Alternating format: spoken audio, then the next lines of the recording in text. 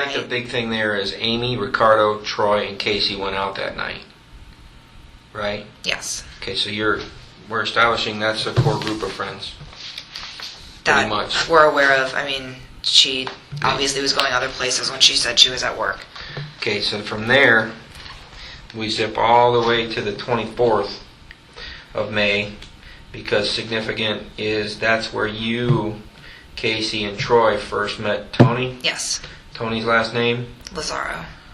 And before you went to the party, you and Casey and Troy were at Buffalo Wings in Waterford? Yes, sir. Okay, and you left that gathering and went to a party. And I believe Village is a Science Drive. Okay, and Tony was the DJ, or what was he? He wasn't DJing. There was another person DJing. While I was there, Tony and Casey were pretty much playing beer pong. Beer pong? Yeah.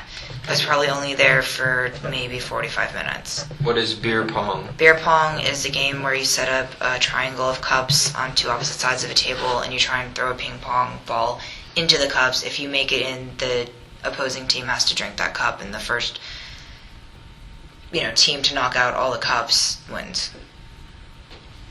It's a fun game. Yeah. I'll have to play beer coffee in the morning.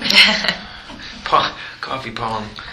The 25th, no clothing party at UCF area. Unknown friend by the name of, we don't know, hosts the party. Mm-hmm.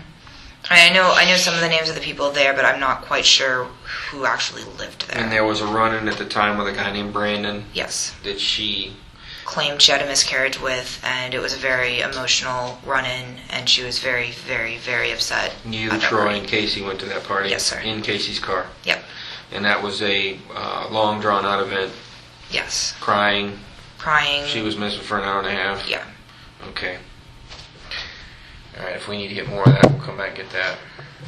But, once again, small core group of people. Third time in that month hanging out together. Ricardo, on the 30th, through conversation, you know that Ricardo said that Casey and the child stayed at the apartment. That's what Ricardo said, yes. Okay, but you were in Tallahassee. Yeah, I was out of town. Okay, so I can follow up on that with Ricardo. You came back in town on Sunday. Yep. June. You're in the month of June now. The 1st, yes. Was, where were you staying at that time? At that time, I was living in Oviedo with Troy.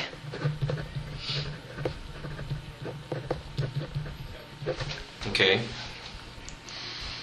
I came back from Tallahassee and pretty much dropped my stuff off and went to go meet them. And we were going to go to Rockstar Karaoke at Voyage. Okay. I'm fairly certain that Casey was with Tony that night, but I'm not 100% about that. Because Amy and Ricardo and Troy went out, but Casey wasn't there. Somebody received a text saying she was already out at an unknown location. That's what Jesse tells me. Yeah, I don't know who got that text. I mean, if it was me, you'll be able to see it because you have them all now. Okay, and then the 2nd of June is when Ricardo kind of finds out, she breaks the news about Tony. And she told me that as well on the 2nd. And I have highlighted here a text. Mm-hmm. And mine was a text too between her and me. Content? I said that I made out with a boy last night, and she said me too. Okay. Moving forward to June 4th, Troy's party at Voyage, right? Mm-hmm. Casey comes with Tony and a couple friends is what is being said. You know for sure you saw a white male in Tony. Yes. And Casey.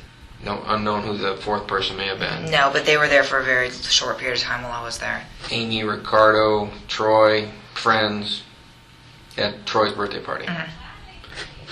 The 5th, Troy's actual birthday. Yes. Strip club. Mm-hmm. Amy, Ricardo, Troy, but no Casey. No. She's in the wind. She's hanging out with whoever. Probably with Tony, but we don't know that for sure. No baby, no child seen during any of this time. No. Alright, the 6th you total your car coming back from downtown. But Casey tells you that her boss from work sent her to Fusion to check on her daughter. She had told us that she was at work. And then later the next day she told me that her boss had actually sent her to Fusion to go check on his daughter and we thought that was a little weird, but we were like, whatever. So she had missed a meat infusion on the 7th. Yes, and then says that she went back to work after that. You move in, or you started staying with Ricardo on the 7th. couch on the 7th, Saturday the 7th. And Casey was there because you remember being picked on about your nose injury. I'm pretty sure. I mean, if Ricardo's sure that they were there, I remember them being around a lot in that, when I first started staying there. But I don't know for sure about that. I kind of remember her making fun of me for it, but everyone was making fun of me for it because I kept hitting my nose. Okay, the 9th and the 10th, I have indicated in here that you recall that Caylee and Casey were both at Ricardo's apartment. Yes. On the 9th. Stayed overnight. They got up early on the 10th. Mm-hmm. And I remember seeing Caylee on the 10th leaving. And that's the last time you remember seeing that child. Yes.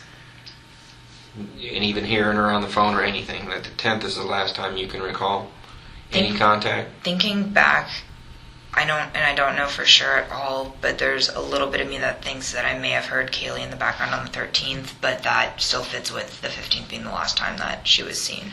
Because she had talked to me for a while I was in the car. And I kind of feel like I remember hearing Caylee, but since that's after... not certain. No. Okay, Troy's in Washington. Ricardo leaves for Tampa on the 12th. The 13th, you were supposed to go to Jacksonville. With Casey. With Casey. And with Caylee. To go get a car.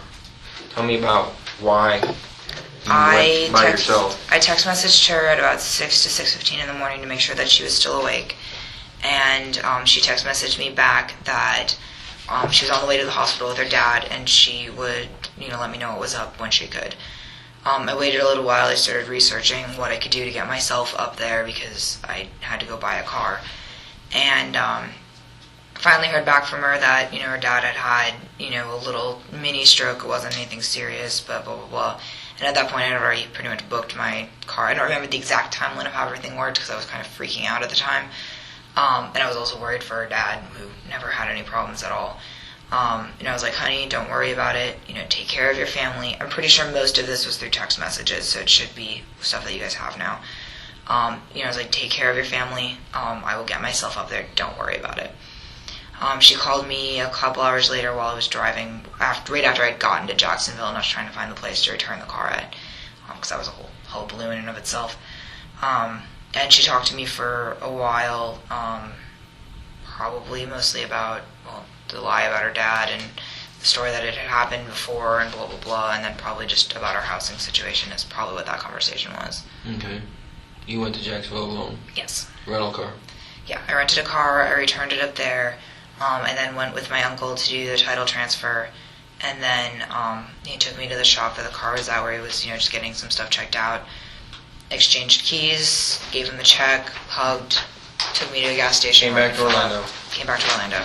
Didn't see Casey though, because she's doing her thing with Tony now. Yeah, she had invited me to Fusion that night, but I was tired and I didn't feel like it. She invited you Friday. She invited me every single Friday.